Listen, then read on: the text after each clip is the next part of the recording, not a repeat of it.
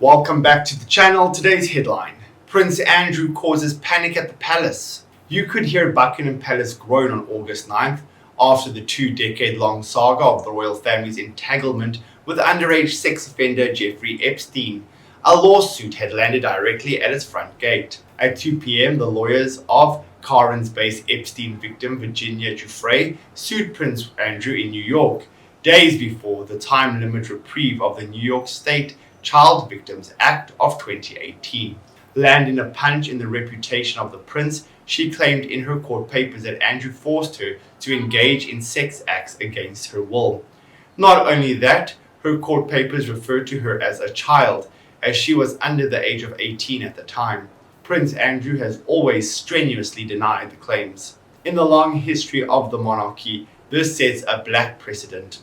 Only Bertie, the future Edward VIII, and Andrew's great-great-great-grandfather had ever come close to being cited legally in a sex case.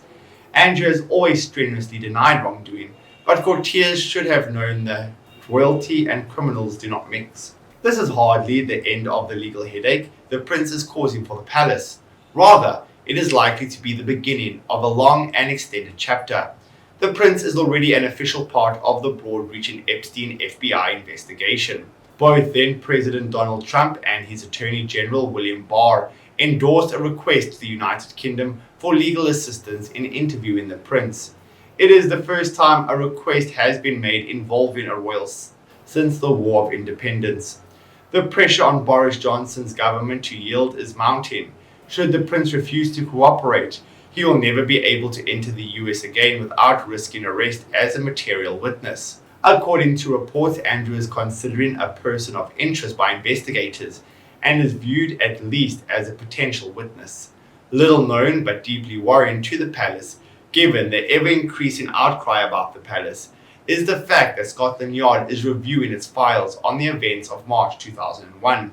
In 2015, Virginia Giuffre lodged a formal complaint of being sex trafficked by Epstein and Maxwell to Maxwell's London home for the sexual gratification of Andrew. Maxwell still owned the property, and police were going to forensically examine it, Virginia recalled. However, in 2021, next thing I hear, just like the FBI, they were not allowed to pursue the investigation. As the lawsuits progress, the palace may have to give up its records and videotapes relating to the date of Virginia's London visit. Even now, the palace has not learnt its lesson.